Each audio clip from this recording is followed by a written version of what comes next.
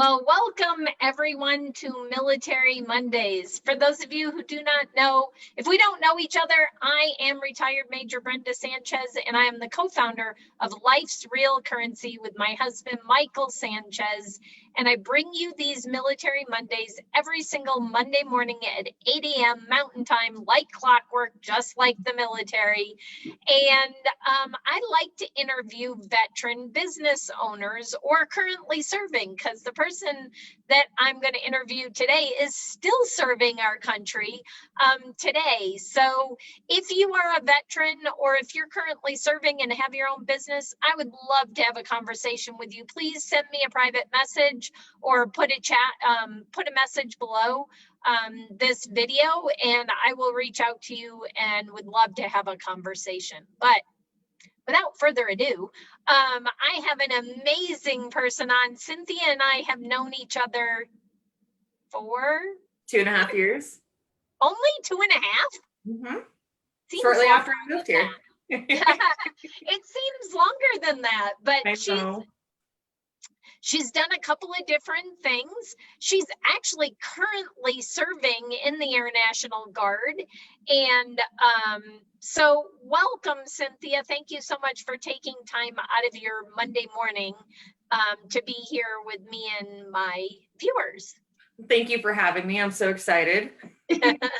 I'm excited to finally chat with you. It's been forever with the current state of our nation and COVID. It's kind of craziness right now. So let's talk about, because the last time we really talked, you had just gotten an appointment to OTS. Yes. So gosh, that was maybe about a year and a half ago. So yeah. Gosh, so I received the temporary appointment to commission. So I will be going into the Air Force National Guard here in Colorado as the services officer for Buckley. Still on the traditional part-time side, doing my civilian job full-time. Right now, currently still, security forces as an E6. So I'm giving up my badge and beret for a bar. That's pretty cool. So let's talk about that for a second, because I know you were really nervous, and you and I had some conversations, and I kind of pushed and prodded you, and a few other people did, because of your leadership abilities. So let's talk for a second right now to those maybe enlisted folks that have that leadership ability that you do, and maybe are scared or aren't confident in themselves. Let's give them a pep talk right now. So what's this process been like? I know it hasn't been easy, but has it been, you're not through OTS yet, but has it been worth it? So far it has. It's typical military mindset of hurry up and wait, right? So we get used to that. You want to get everything done really quick, but then once you have it done, it's like, okay, now let's take some time. It's been a challenge in the sense of just that patience aspect.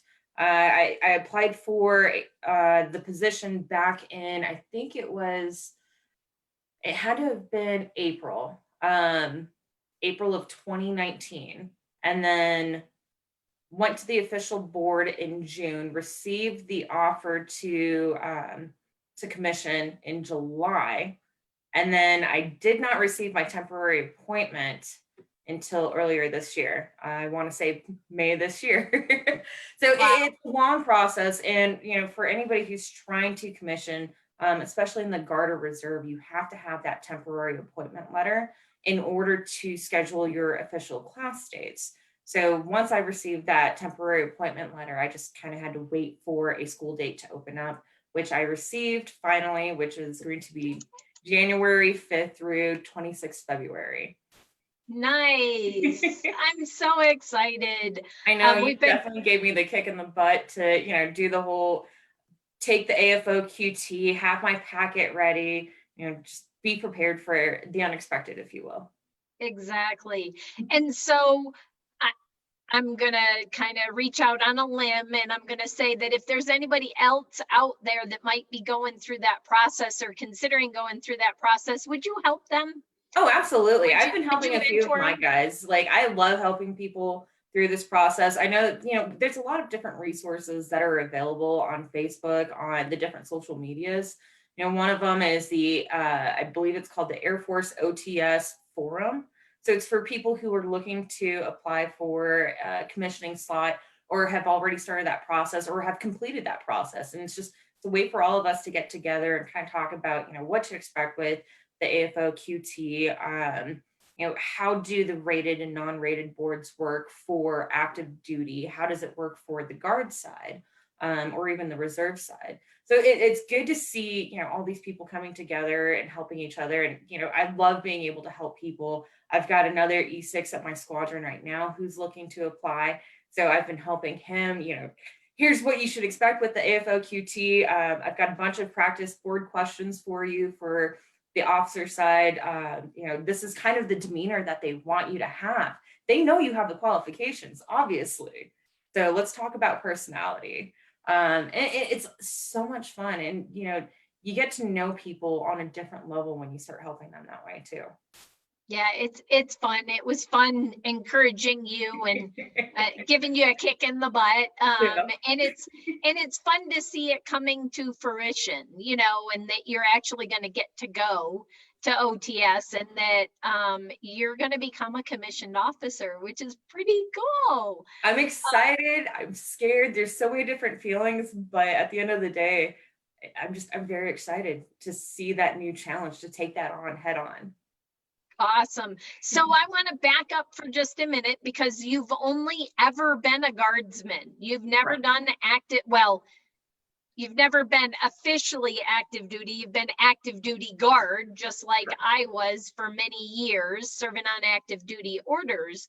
So what made you decide to do the guard, and how, what would you say to somebody who might be considering getting in the service and maybe considering active duty versus the guard, and maybe they've never even thought about just going guard or just going reserves and never starting active?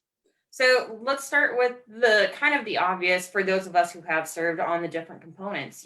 There's different benefits, whether you're active duty, guard, or reserve. Active duty and reserve have the federal benefits, whereas guard has state benefits as well. So for me, coming in back in 2007, a lot of the decision at the time, I was 18, 19 years old, just started college. I needed a way to pay for college because I knew I didn't want to come out with $50,000 to $100,000 in student debt. So my brother-in-law at the time was telling me about the National Guard, and more specifically about the Air National Guard. I was like, what are you talking about? What is all of this? Because I only knew of active duty at the time, because, being an active duty dependent, that's the only lifestyle I knew. So he explained to me it's 1 weekend a month, 14 days in the summer. And with the Air National Guard, or with the National Guard, they pay for in-state tuition to state approved schools. Like, wait, hold on. You're telling me all I have to do is just 1 weekend a month, 14 days summer, and literally all of my college is paid for. He's like, yes, you sign a 6-year contract and that's it. All right, fine. Where do I sign up? It's a no-brainer. I mean, growing up as an Army dependent, I also kind of had that mentality of, I didn't want to join the military. I wanted nothing to do with it. Like most dependents, it's either you want to be a part of it or you want to fully separate. It's one extreme or the other. Exactly. And so for me, I wanted to go this way, but I ended up going this way instead. Here I am 13 years later.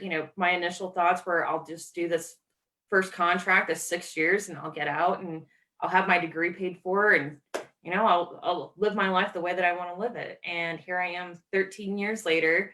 I have my college degree, I have my undergraduate degree, looking at different master's programs, because Colorado will actually pay for, I believe they will pay for my master's degree as well. Nice. Commissioning, I made, technical sergeant in the Air National Guard. So that's a huge challenge for me to actually achieve that rank, and then to turn around and apply for that commission, and to now take what I've learned the past 13 years as a leader, as a follower, and put it on a different scale.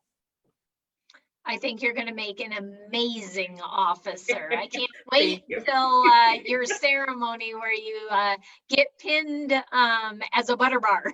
Oh gosh, that's gonna be so fun. And I think right now too, because of COVID restrictions, the schoolhouse is doing virtual ceremonies. Yes. I just had a friend who went not Air Guard, but he went reserves, Air Force reserves. And it's one of my best friends, her son, Yeah. reached out to me about a year ago and said, Brenda, what do you think of this in this career field and that career field? And what would you do if you were me? And he just finished recently tech school down in Texas, and they weren't able to go. It was all done virtually. But you will let me know, because I will be there virtually, because we've been waiting for this for a very long time, and I'm so excited for you. But now let's get to your career. You have two careers. You have the Guard, and then you now are with AAFMA. And so tell us a little bit about AAFMA and that balancing act between being a guardsman and having a job. So AAFMA stands for the American Armed Forces Mutual Aid Association. It's a mouthful, I know. The company's been around for over 140 years. So one of the great things about this company, aside from how long it's been around, is, we really do focus on military members, past and present. And we have 3 different divisions so far. We have, mortgage services, life insurance, and then the division that I actually work in with John Sledjanowski is the wealth management and trust side. So we have these 3 different facets that really we're here to help in any way that we can, as far as, financial services is concerned with our military members. The challenges and the benefits of having a civilian job that focuses on military, and being a military member myself, is one, I get to take advantage of all the different benefits, but I also get to talk about it a lot too. When I just random conversations with people that I know, or, even in, Zoom calls like this, it's trying to have that perfect work-life balance is always a struggle for anybody, I think. And it's just a matter of finding your niche and how your organizational skills and your communication skills really come together to make sure that you have that even flow between the two.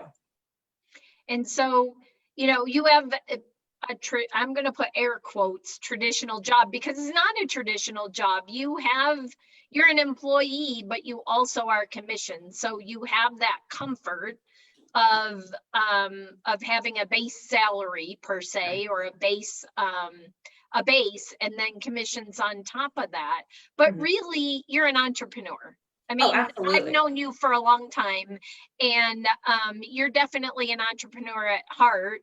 And so tell me the things that you've learned in the military, the skills you've learned that make you successful in business today, even if it was just commission only, because a lot of our viewers don't understand the skills that they learn that convert to being a business owner. I think the very obvious ones are going to be communication and follow through with this. You have to be able to communicate with people. I mean, that's just a part of life. And so it doesn't really matter if it's, if you're talking about your job, or if you're talking about, being a subordinate or talking to a loved one. Like, communication is always key in anything. So having great communication skills is one of the most pivotal pieces, but that follow through as well. If you tell somebody you're going to do something, we kind of expect you to follow through with it, especially in the military. And if you're sitting there in a board interview and you tell the panel, oh, I don't know the answer to that question at this time, but I will find out and get back to you, they expect you to find it out and come back to them later. And if you don't, it kind of knocks you down a little bit in their books, maybe not officially, but just in their mind. And it's the same as an entrepreneur. If you're talking to a client or a prospect, and they have one of those good questions, and you're like, oh crap, I don't know, and you tell them, I'm going to find out for you and get back to you, or you say something along those lines, but you never get back to them, you're not going to have a successful business. Yep, exactly. So thank you for that and sharing that. I really want to dig into AAFMA because AAFMA has a lot of great tools and products available, and the services that they provide to service members currently serving and retirees. So let's talk about maybe two things that most military members, either currently serving or veterans, don't realize the benefits they have. With AAFMA? Oh, with gosh. AAFMA and just in general, and how you can help them. So the biggest thing, especially being on the wealth management side, is the retirement planning. A lot of people think that, oh, you know what, that's going to be something that I do later on in life. I can wait on it. Reality is, we've seen how the market's been extremely volatile for, COVID operations and the elections. And so, one of the sayings that even my coach tells me all the time is, you can take a loan out for your children to go to college or to live off of, not that we would recommend it, but you can't take a loan for retirement, and that hits hard. So when you talk about, saving for retirement, one of the biggest things that we focus on is that compounding interest.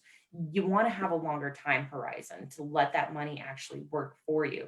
Because if you have 30 years and, you start with a small amount of money, that compounding interest really is going to work for you in those 30 years. But if you've got 5 years and a decent amount of money, you're not going to see that same result that you would with the 30 years. And so a lot of what we do is, at least with AAFMA Wealth Management and Trust, we offer complimentary portfolio reviews to people, to our service members, whether they're active AAFMA Wealth Management or AAFMA members, or if they're somebody who has worn the uniform or is wearing the uniform. We're here to help you. So if that's helping you with your finances for retirement, if it's helping you trying to get the best mortgage rate, or trying to find the best life insurance policy, that's what AAFMA does. Is we're here to help in any way that we can for those. Awesome. I'm trying to remember what I was going to ask you, because as you were saying that, I thought of something else. And I know what it was. So, and I'm trying to remember the numbers. You're going to know them better than me. I'm pretty good when it comes to finances, but I don't do this as a living, so they aren't stuck in my head. But I want to say, through my years of investing in that, if a 25-year-old would just put $25 away a month, so not a lot, it's eating out once or twice a month, put that away, you will be further ahead than somebody who's like 45 or 50 that starts putting away $300 or $400 a month. That person will never catch up to the 25-year-old that Absolutely. put away $25 a month. Just put a small amount away. So I know I've got the numbers wrong, but no, but the concept is absolutely right. It's absolutely spot on. And it goes into that compounding interest, as well as, a different factor is, the risk tolerance and the time horizon. Somebody who's, 45 doesn't have as long as somebody who's 25, and so if I were to put up $100,000 as a 25-year-old, and one, that's a lot of money for a 25-year-old, but how comfortable, not even how comfortable would they be, but if they were to lose that $100,000 as a 25-year-old, can they recoup that before they hit the full retirement age versus a 45-year-old who has that same 100,000, can they recoup all that money before they retire? Chances are yes, but it's going to be a lot harder of a job to recoup that for the 45-year-old. Yeah, I know personally, we go through we all do this. We go through stages in life, and I was active duty, and I was putting away and putting good money away when I was young.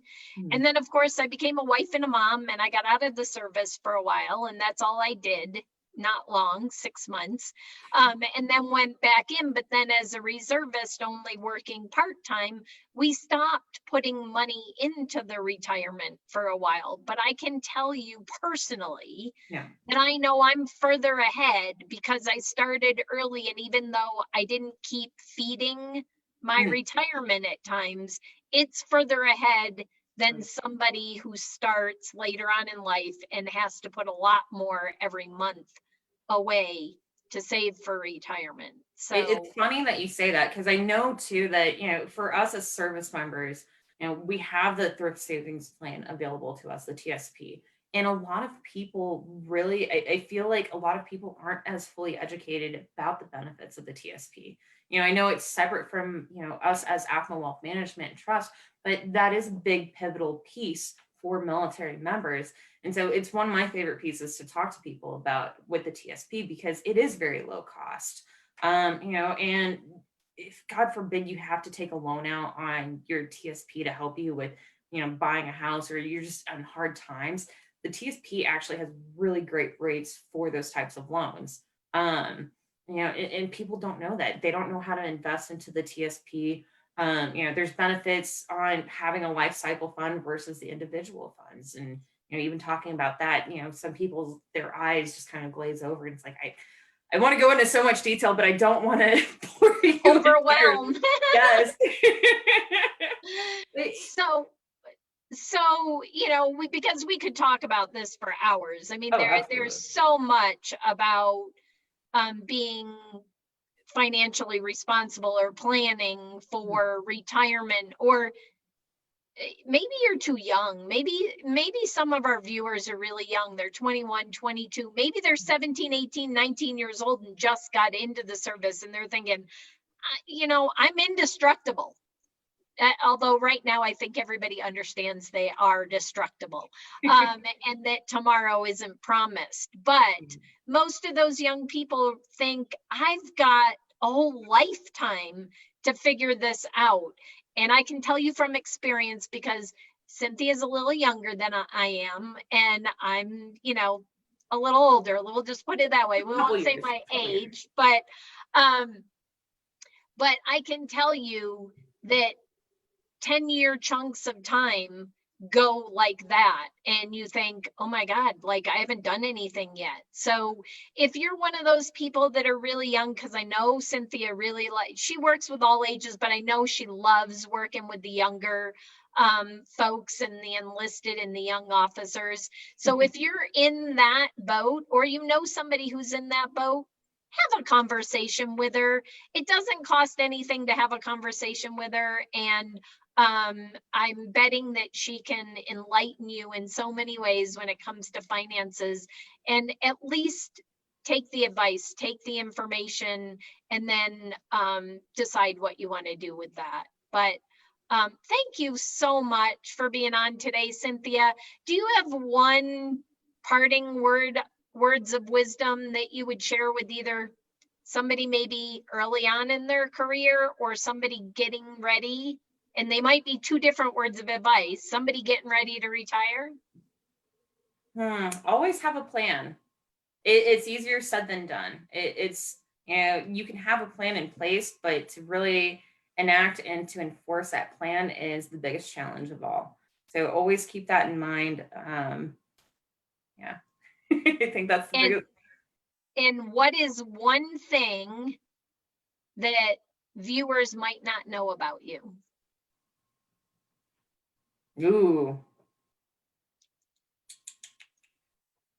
I come from a long line of military members. I am the only person in my family that I can recall that has joined the Air Force. So go Air Force. And I'll be the first one in my family to commission. Awesome. That's really cool. Well, thanks so much for being on today. I really appreciate you taking time out of your Monday morning to visit with me and my viewers. And I look forward to some more conversations and celebrating you when you pin on those bars. Thank you. Thank you so much for having me on. It's been so much fun. Oh, you're welcome. And for everybody watching, I look forward to seeing you next Monday on Military Mondays. Bye, everyone. Bye.